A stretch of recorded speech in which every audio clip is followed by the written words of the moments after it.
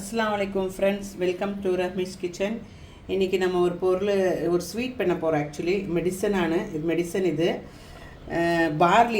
Barley வந்து ஒரு 100 gram எடுத்து ஓவர் நைட்டு நினச்சி வச்சிடணும். ராத்திரி போட்டு இல்லாட்டி ஒரு 4 ஹவர்ஸ் நினச்சாலும் போதும், இல்லாட்டி ராத்திரி நினச்சிட்டிங்கன்னா காலையில் செய்யலாம். நினச்சி எடுத்து வச்சுக்கணும். கழுகி நல்லா நினச்சி வச்சு எடுத்து வச்சுக்கணும். அப்புறம் 100 கிராம் பார்லிக்கு 1 லிட்டர் பால் அடுப்பில் வச்சுக்கோங்க. நல்லா காய்ச்சணும். அது கூட ஒரு 4 ஏலக்காவும் 2 பீஸ் பட்டை அதுவும் போட்டுக்கணும். அப்புறம் நல்லா ஒரு கொதிக்கிற வரைக்கும் இப்படி இலக்கி கொடுத்துக்கணும். பால் நல்லா கொதி வந்துருச்சு. நம்ம இந்த டைமில் பார்லி கழுகி வச்சுருக்குறோம் இல்லைங்களா, அது போட்டுக்கலாம். பார்லி நல்லா வேகிற வரைக்கும் இதுக்குள்ளேயே பால்லையே போட்டு நல்லா கொதிக்கணும். இது வந்து ஒரு அரபிக் ஃபுட். ஆக்சுவலி இது ரொம்ப நல்லது. ஹை ப்ரெஷர் குறைக்கும், ஹை சுகர் குறைக்கும், ஹார்ட் பேஷண்ட்டுக்கு நல்லது. அப்புறம் நமக்கு நல்லா மென்டலாக ஒரு சமாதானம் கிடைக்கும். இது சாப்பிட்டா ரொம்ப ரொம்ப நல்லது. பழைய காலத்தில் நம்ம ப்ராஃபிட் எல்லாம் சாப்பிட்டுட்டு இருந்த பொருள் இது. நோன்பு திறக்கும் போது நோன்பு வைக்கும் போதெல்லாம் இது சாப்பிட்டுட்டு இருந்தாங்க. ஸோ நீங்களும் மஸ்ட்டு வீட்டில் ட்ரை பண்ணணும். ரொம்ப ரொம்ப நல்லது. இது இப்படியே நல்லா வேகிற மட்டும் இலக்கி கொடுத்து வேவிக்கணும்.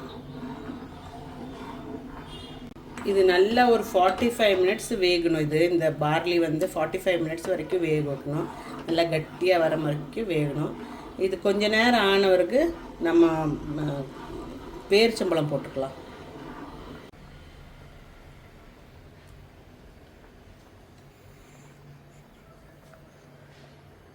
ஒரு 10 நிமிஷம் நல்லா வெந்த பிறகு பேரிச்சம்பழம் நான் கொட்டை எடுத்துகிட்டு ஒரு 10 பேரிச்சம்பழம் கொட்டை எடுத்து சின்னதாக அறுத்து வச்சுருக்கிறேன். அது போடலாம். அது போட்டுட்டு நல்லா இலக்கி விட்டுக்குங்க. கொஞ்சம் உப்பு போட்டுக்குங்க. கொஞ்சோண்டு உப்பு நல்லா இலக்கி கொடுங்க.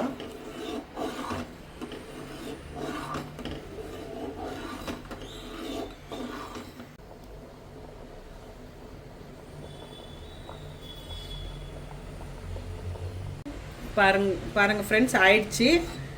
ரொம்ப நல்லா இருக்குது பார்க்குறக்கே. அதே மாதிரி ரொம்ப டேஸ்டியாகவும் இருக்கும்.